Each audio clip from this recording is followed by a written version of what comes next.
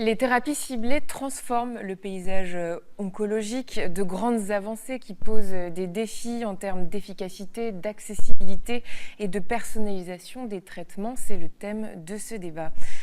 Pour commencer, Christophe Le Tourneau, j'aimerais vous poser une question. Les thérapies ciblées ont-elles changé la prise en charge des cancers rares ?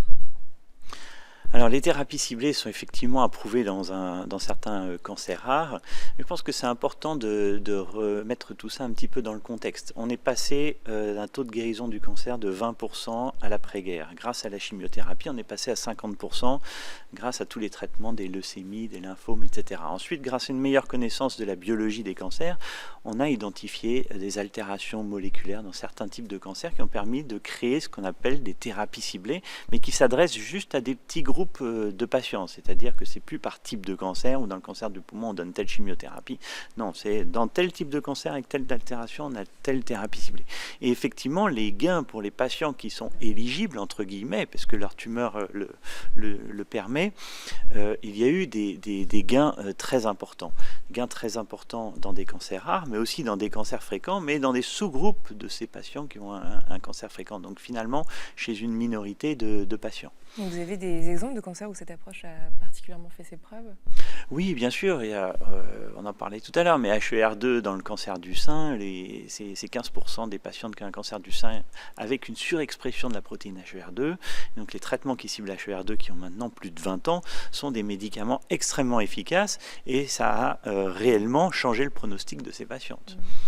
Iris Beauportet, les immunothérapies et les thérapies cellulaires sont des approches prometteuses dans les traitements des cancers. Quels développements ou recherches récentes vous paraissent les plus intéressantes dans ces domaines ? Dans les immunothérapies, on en parlait justement, Hervé, je crois qu'il en a touché un mot, il y a eu récemment, depuis une bonne quinzaine d'années, des médicaments qui sont arrivés qui visent à lever tous les freins du système immunitaire. On a compris en fait que notre propre système immunitaire nous défend parfois du cancer.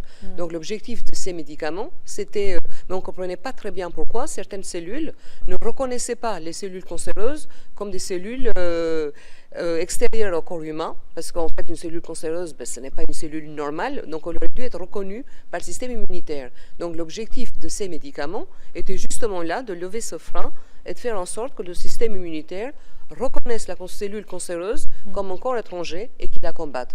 Donc il y a des noms un peu barbares, inhibiteurs de checkpoint, mais néanmoins, et la deuxième, je dirais, grande nouvelle thérapeutique a été l'arrivée des médicaments qui sont basés sur des cellules modifiées. C'est-à-dire qu'on va reprendre les cellules du patient, on va les sortir en fait, on va les extraire, on va les traiter à l'extérieur avec un médicament et on va les réinjecter dans le corps du patient afin de rebooster l'immunothérapie, enfin l'immunité du patient. Donc il y a ce qu'on appelle aujourd'hui les fameuses CAR-T, des thérapies cellulaires qui ont été initialement effectivement développées sur les cellules lymphocytes T, mais qui aujourd'hui on voit arriver plutôt dans les maladies du sang. Et aujourd'hui, on les voit arriver dans d'autres types de maladies, notamment en essai clinique, dans le cerveau, dans le pancréas, et qui vont cibler d'autres cellules immunitaires comme les NK, les B, etc. Donc c'est une voie de recherche en pleine expansion et effectivement la Ligue contre le cancer finance depuis l'année dernière et pendant 3 ans des programmes de recherche là-dessus et on compte financer pour 20 millions d'euros des projets français afin que la France trouve une belle place dans la compétition mondiale sur ce type de thérapie. René Ducroux, les patients que vous soutenez, ils bénéficient de ces avancées ? Oui, alors je voulais dire 2 mots sur l'immunothérapie parce que pour nous c'est un peu une révolution dans la médecine. Un gros apport, c'était la qualité de vie améliorée des patients, puisque l'immunothérapie a pu se développer en HAD, c'est-à-dire à domicile. Oui. Ça allège, ça diminue les transports, ça diminue la fatigue des patients, et ça vraiment c'était un grand bienfait. D'ailleurs, j'ai vu que récemment, il y a un décret qui est sorti le 5 février, où on va faire de la chimiothérapie en HAD. Et ça, c'est encore un bienfait pour la qualité de vie des patients. Donc voilà, donc l'immunothérapie, c'est quelque chose d'important qui a révolutionné, à mon avis, la médecine et qui participe à la guérison de beaucoup de cancers.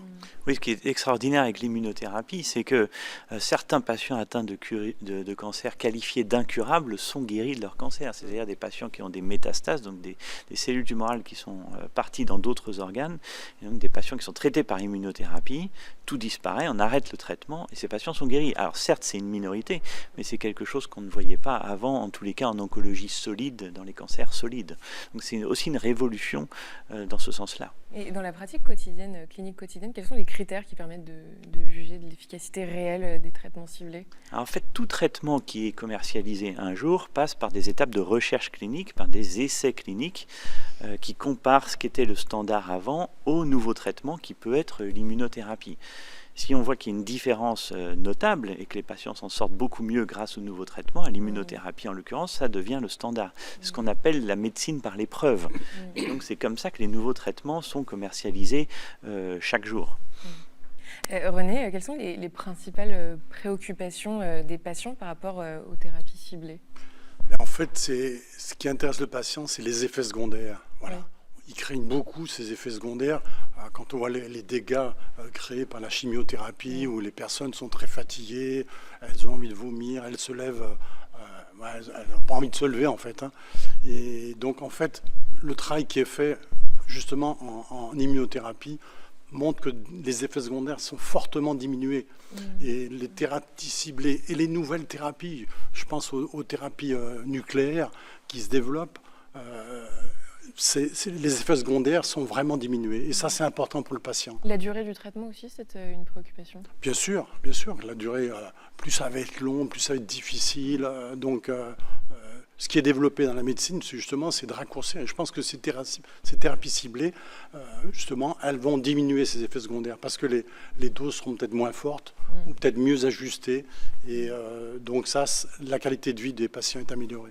C'est important pour nous. Si je peux me permettre, en fait, ce qui est intéressant pour les patients, c'est le fait qu'à un moment donné, ils ont pu bénéficier par certaines thérapies cellulaires qui étaient dans certaines pathologies vraiment avec une grande efficacité. Je prends par exemple le cas d'un patient traité pour un cancer du rein qui était très très gros il y a une dizaine d'années. Il a en première intention bénéficié de thérapies ciblées très précises par voie orale. Et puis 2 ou 3 ans plus tard, de nouveaux médicaments sont apparus, il a pu bénéficier de l'immunothérapie. En fait, ce que recherchent les patients, c'est aussi le fait que à chaque étape de l'évolution de leur maladie, il y a une proposition thérapeutique qui est faite. Et c'est là où, effectivement, l'arrivée de différents médicaments nouveaux, avec de nouveaux concepts qui sont issus d'une meilleure compréhension, dit Christophe, par la recherche de la biologie de la tumeur, ça a permis pour les patients vraiment en fait, des maladies qui étaient incurables il y a une dizaine d'années, on voit que ces personnes pour partir en vacances avec leur famille et continuer le train de leur vie en fait. C'est ça la bonne nouvelle. Pour faire écho à ce que disait Hervé dans son édito, les traitements ciblés sont de plus en plus efficaces, mais l'accès reste inégal. Les questions de coût, de géographie, d'infrastructure limitent leur disponibilité. René, dans quelle mesure est-ce compliqué de mettre ces traitements en place dans les petits hôpitaux, plus loin, loin des grands centres? Ça, c'est un problème d'organisation.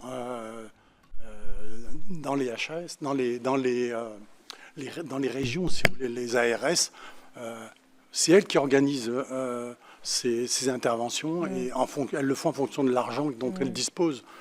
Pour ça qu'il rappelait tout à l'heure que quand vous avez moins d'argent, c'est beaucoup plus difficile. Et puis vous avez des régions plus pauvres que d'autres, où là encore, c'est encore plus difficile.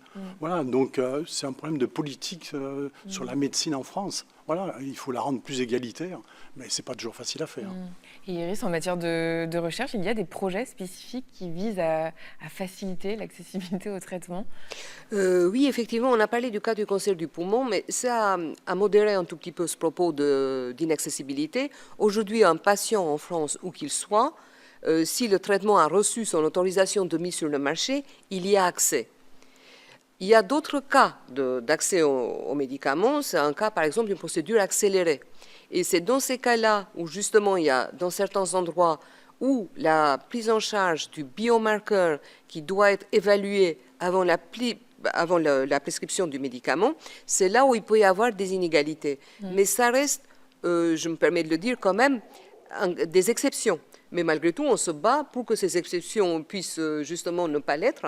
Et on a mis en place, on a soutenu une plateforme collaborative qui est un concept assez intéressant, qui est développé par une association qui s'appelle Liberté Living Lab, avec l'apport de patients qui sont dans le réseau des patients, mes patients en réseau.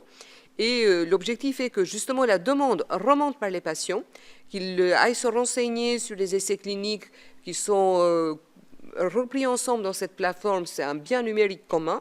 Et l'objectif est effectivement de mettre en phase les cliniciens et les patients pour que les autorités de santé, notamment les agences régionales de santé, puissent assurer la prise en charge de ces tests dans ces rares cas où ce n'est pas encore homogène au niveau national.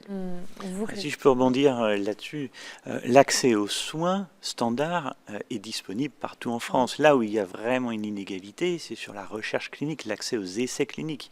Mais bon, les essais cliniques, c'est l'évaluation de médicaments qui ne sont pas encore commercialisés, qui le seront peut-être, qui ne le seront peut-être pas.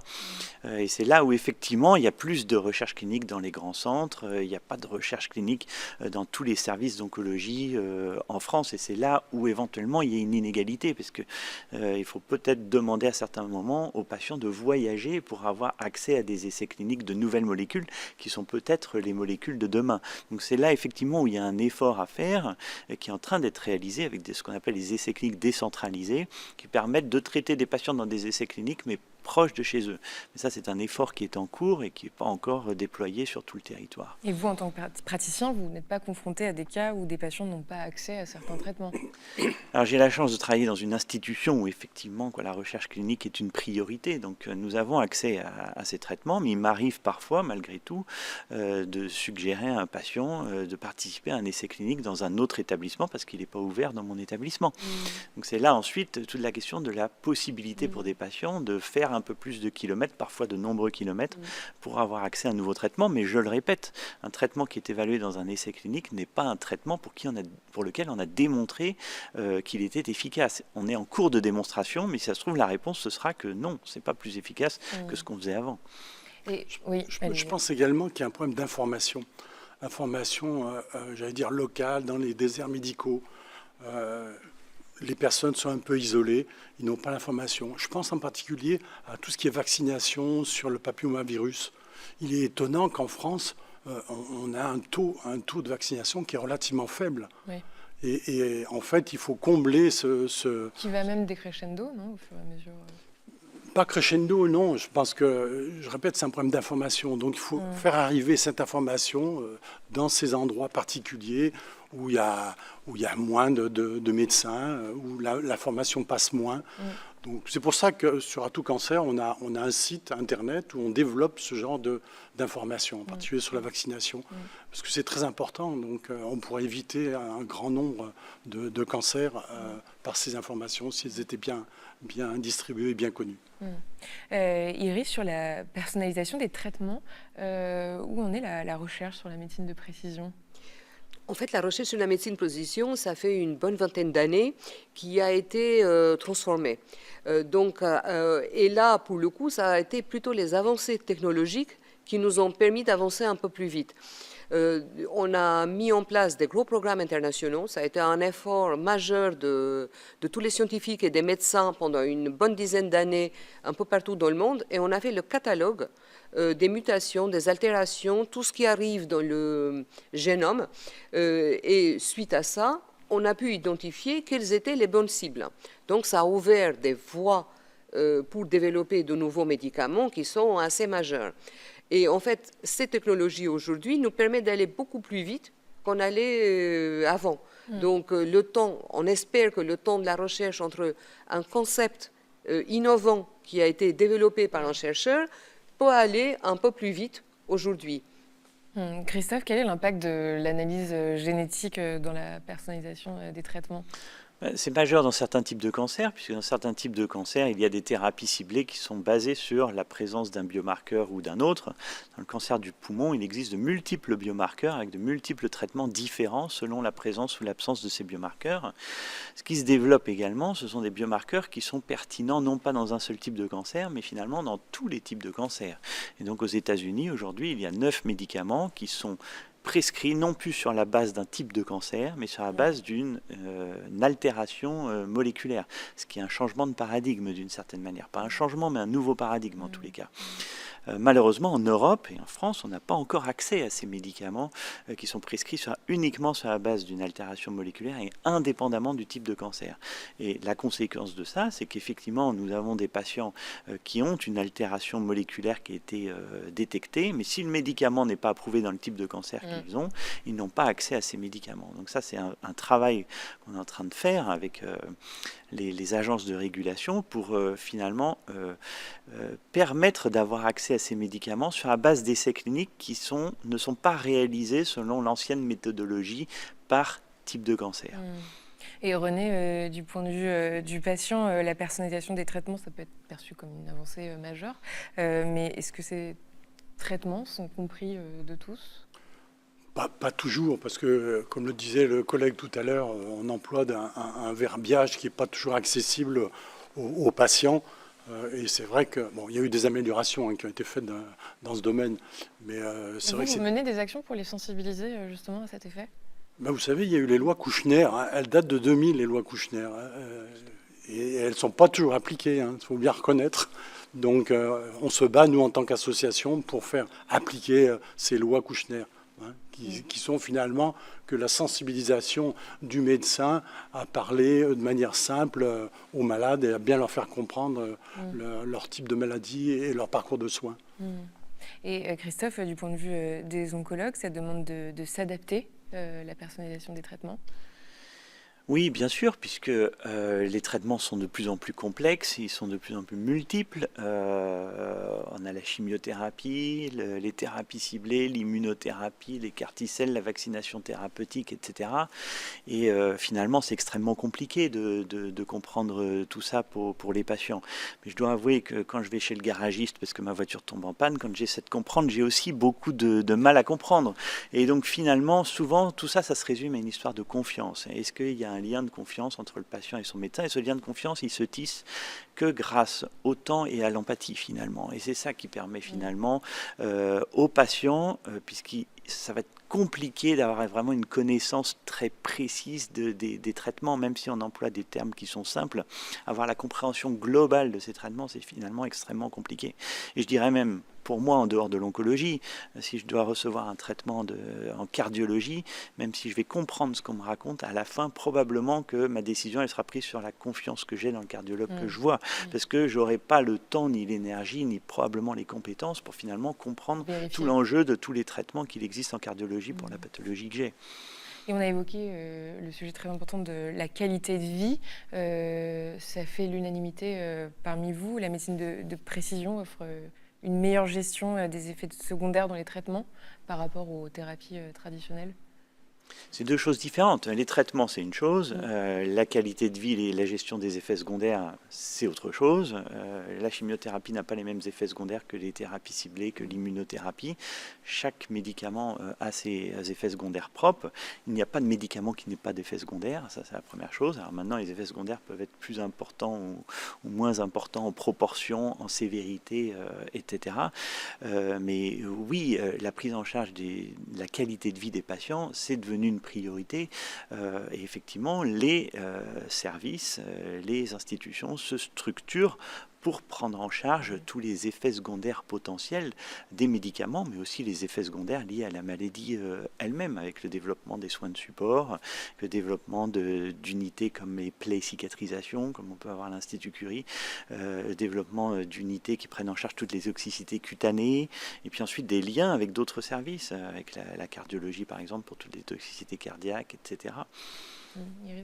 En fait, c'était un peu la promesse, pour ceux qui... On a tous un peu d'expérience c'était la promesse des thérapies ciblées, qu'il y aurait beaucoup moins d'effets secondaires. Comme vient de le dire Christophe, ces effets sont de nature différente. Et effectivement, pour les patients, ce qui est important, c'est qu'ils soient considérés comme un tout. Donc, il y a le médecin, il y a l'équipe qui va le prendre en charge, mais il y a aussi tout l'entourage qui va être important pour lui, pour l'aider à traverser cette épreuve, et y compris les effets secondaires qui en ressortent. Ce qui est important aussi, je crois, c'est cette notion de communauté de patients, c'est-à-dire le moment où ils vont pouvoir échanger entre eux.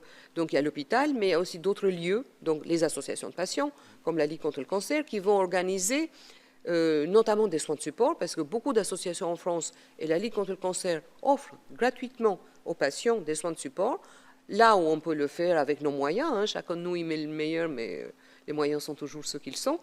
Et ça permettra, par exemple, aux patients de baisser les effets secondaires en fonction du type de prise en charge qu'il aura. La socio-esthétique est, par exemple, quelque chose de très utilisé. Et dans les comités de la Ligue, on a mis en place de consultations et avec... La socio-esthétique. Oui, tout à fait, avec l'utilisation de crèmes très spécifiques pour les patients, pour qu'ils puissent en bénéficier et se sentir mieux.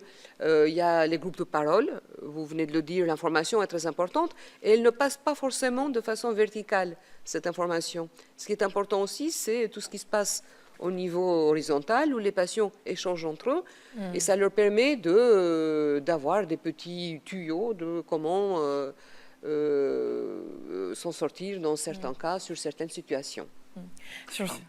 Vous parliez de la socio-esthétique. Hein. Il faut savoir que la sécurité sociale prend en charge maintenant la socio-esthétique, la kiné, la nutrition. C'est des choses qui sont prises en charge par la... Oui, c'est pris en charge par la sécurité sociale. Bon, nous, on se bat beaucoup pour les soins de support parce que, comme vous l'expliquiez, les soins de support, c'est une aide importante, physique et morale pour les patients. Et donc, ça se développe dans toutes les associations. On fait aussi de la sophrologie, on fait de la gym adaptée dans nos associations. Ça a des coûts aussi. Hein. Donc, voilà, on est toujours en recherche de financement pour aider nos patients. Et disons qu'en fait, cette notion de personnalisation, elle ne passe pas uniquement par les traitements ciblés. Et il y a aussi le soin personnel qui va être donné à chaque patient, qui passe par l'équipe médicale et aussi par d'autres personnes autour du patient. S'agissant des technologies, on n'a pas encore abordé l'incontournable sujet de l'intelligence artificielle. Dans quelle mesure est-ce que ça va révolutionner la recherche sur les traitements, la détection des tumeurs ? L'intelligence artificielle touche à beaucoup de domaines. Alors concrètement, en médecine et en oncologie, aujourd'hui, c'est essentiellement pour la lecture d'images, que ce soit la lecture de scanners ou la lecture de lames histologiques au microscope, où l'intelligence artificielle, finalement, ayant appris à reconnaître tout ce qui est anormal, permet d'aller beaucoup plus rapidement. Maintenant, en termes de traitement, en recherche, l'intelligence artificielle a fait d'énormes progrès, puisqu'on est capable de connaître la structure des protéines maintenant de façon quasiment instantanée grâce à l'intelligence artificielle. Et ça aide beaucoup les chercheurs pour avancer dans leur recherche. Maintenant, pour les traitements, c'est-à-dire pour le choix des traitements, on n'en est pas encore à une intelligence artificielle qui va dire ce patient, c'est plutôt cette stratégie thérapeutique qu'il doit avoir et tel traitement. Aujourd'hui, c'est encore les médecins qui ont la main là-dessus. Maintenant, on peut imaginer dans le futur qu'effectivement une intelligence artificielle soit capable de tenir compte non seulement des caractéristiques de la tumeur, mais des caractéristiques des patients, etc. et de formuler des hypothèses sur quel devrait être le traitement le plus adapté. Voilà, on n'y est pas encore. Je n'ai pas grand-chose à ajouter. Oui, effectivement, c'est en recherche qu'on le voit le plus. Vous voyez un risque, vous, d'un trop grand recours à l'intelligence artificielle ? Je ne crois pas qu'il y ait un trop grand recours. En tout cas, on ne l'a pas pour l'instant perçu et on ne voit pas ce risque. En revanche, on voit vraiment plein de potentialités. Par exemple, aujourd'hui, dans le temps, on devait séquencer 1 millier de tumeurs pour pouvoir savoir quelles sont les altérations génomiques. Aujourd'hui, on est capable, avec l'intelligence artificielle, de créer des tumeurs virtuelles et de tester des hypothèses sur les interactions et sur les cibles thérapeutiques à trouver. Donc, effectivement, pour l'instant, ce qu'on y voit, mais bon, on est toujours en côté recherche un peu optimiste, on y voit plutôt des opportunités pour développer de nouveaux traitements. Et on a vu à quel point c'est arrivé de façon très rapide. Pour les cliniciens, les radiothérapeutes par exemple sont ravis de l'utiliser. Là où avant ils mettaient 1 heure et demie de travail pour contourer, ils le font en quelques minutes en fait. Donc c'est un gain de temps et ça libère du temps médecin qui est extrêmement important. Donc, et je passe sur l'imagerie et les effets sur les lames. Par ailleurs, en fait, les établissements, c'est là où, pour le coup, il peut y avoir un peu de différence. Les établissements ne sont pas tous aujourd'hui équipés de ces outils numériques qui passent par l'intelligence artificielle de lecture des lames d'histologie. Et la Ligue contre le cancer en ce moment finance un peu partout dans certains hôpitaux en France l'acquisition de tels matériaux. On utilise, nous, l'intelligence artificielle pour nos malades. Dans quelle mesure? Et en fait, on a des casques de réalité virtuelle qui utilisent l'intelligence artificielle et qui permet de déstresser le patient. En particulier, on l'a mis à disposition dans 2 associations. Et une association qui a des enfants qui ont des cancers, qui sont traités en chimiothérapie. Donc, ils mettent ces casques. Et voilà, et ça les déstresse, ça les fait voyager un petit peu dans la mer, dans la montagne. Et voilà, et c'est des casques de réalité virtuelle qui utilisent l'intelligence artificielle. Et Christophe, un peu de science-fiction, vous avez dit que, bon, bien sûr, aujourd'hui, c'est les médecins qui décident, notamment quant au choix des traitements. Est-ce qu'on peut imaginer néanmoins qu'un jour, l'IA pourra remplacer des aspects humains du diagnostic, du suivi? J'ai du mal à penser qu'une IA soit capable de remplacer la relation humaine qui finalement est primordiale dans la prise en charge des patients. Alors on a vu des expériences d'intelligence artificielle où on nous a dit qu'elles étaient même plus empathiques que les médecins. Mais bon, le contact physique d'un soignant avec son patient et puis qui est disponible pour répondre aux questions, avec qui il peut échanger et finalement sur qui il peut se reposer, et pas sur uniquement une machine, parce que qu'est-ce qu'on fait contre une machine quand ça se passe plus bien, quand on n'est pas d'accord, Donc non, je vois l'intelligence artificielle comme le dit Iris, comme finalement complémentaire de la médecine traditionnelle, on va dire, et pour aider les médecins, aider les patients, pour avoir des soins de meilleure qualité. Mais je ne vois pas l'intelligence artificielle remplacer les médecins et les soignants. Et il faut s'attendre à ce que l'oncologie joue dans les prochaines années pour la médecine de précision un rôle déterminant? L'intelligence artificielle? Oui, pour la médecine quel rôle l'oncologie va jouer dans les prochaines années pour que plutôt la médecine de précision devienne la norme? C'est l'oncologie qui est la spécialité médicale la plus avancée en termes de médecine de précision, puisqu'effectivement les cancers, comme le disait Iris, sont des cellules qui sont différentes de nos cellules saines et qu'elles ont des mutations, et qu'il n'y a pas 2 patients qui ont exactement le même cancer, et il n'y a pas, en réalité, il n'y a pas 2 cellules qui ont exactement les mêmes mutations. Donc la médecine de précision, en termes de traitement, s'adapte tout à fait à l'oncologie. Maintenant, la médecine de précision, c'est également évalué en psychiatrie, en maladies infectieuses. Mais bon, ils sont beaucoup plus loin parce qu'ils n'ont pas cette caractéristique qui fait que les maladies sont identifiables aussi facilement et de l'une à l'autre, tout simplement. Mais bon, la médecine de précision, c'est un terme générique, effectivement, qui touche à toutes les spécialités médicales, mais l'oncologie est la plus avancée, et il est possible, effectivement, que ce soit l'oncologie qui soit la première spécialité, ou un jour,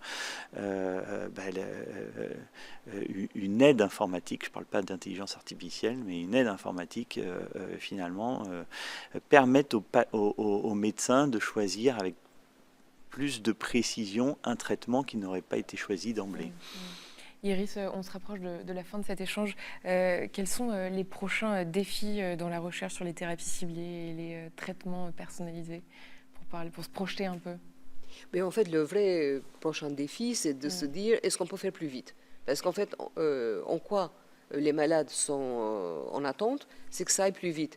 Chaque fois qu'il y a une information sur une découverte fondamentale, avec une protéine clé, on a encore vu hier des annonces de la presse, il y en a tout le temps. On a découvert un nouveau mécanisme d'action. Derrière, nous recevons, vous aussi, les coups de fil des patients, les courriers en disant « mais oui, mais moi j'en aurai accès quand ?» Effectivement, le défi actuel de cette médecine de précision, c'est de se dire avant on mettait 20 ans pour développer un médicament, est-ce qu'on va y arriver en 5 ans? Alors je pense qu'il y a aussi la détection précoce est importante pour les patients. Je vais vous citer un cas, c'est le cas du cancer du sein. Récemment, la HAS a pris une décision d'avancer la détection à 40 ans pour les femmes, parce qu'ils se sont aperçus qu'il y avait 15% des femmes qui, à partir de 40 ans, avaient des cancers du sein. Donc la détection précoce est importante, en particulier pour les malades, parce que plus vite le cancer sera détecté et mieux il sera soigné. C'est pour des femmes qui sont à risque, hein, ce n'est pas pour toutes les femmes. Pour l'instant, le dépistage en France, on est à 50 ans. Oui, mais la HAS vient d'annoncer, c'est tout récent, qu'elle allait faire cette détection à partir de 40 ans, pour les femmes à partir de 40 ans. Je le confirme. Christophe, En tous les cas, non, ce que je peux ajouter, c'est qu'effectivement, on a fait beaucoup de progrès, mais pour des petits sous-groupes de patients. Et je disais qu'on guérissait 50% des cancers avant l'avènement des thérapies ciblées. Les thérapies ciblées, on est passé à 55%. Avec l'immunothérapie, on est passé à 60%. Donc vous voyez, 20, 50, 55, 60. On fait d'énormes progrès pour des petits sous-groupes de patients. Et effectivement, ce que dit Iris est tout à fait juste. Il faut pouvoir accélérer finalement tout ça. On va probablement faire de plus en plus de progrès pour des petits groupes de patients, mais il faut accélérer tous ces petits progrès pour effectivement aller bien au-delà des 60% de guérison du cancer qui sont quand même très largement insuffisants puisque le cancer reste la première cause de mortalité. Merci à tous les trois d'avoir partagé votre expertise. Iris Pauporté, directrice de la recherche à la Ligue contre le cancer, Christophe Le Tourneau, oncologue médical à l'Institut Curie et René Ducroux, président d'Atout Cancer. On passe à la pépite santé.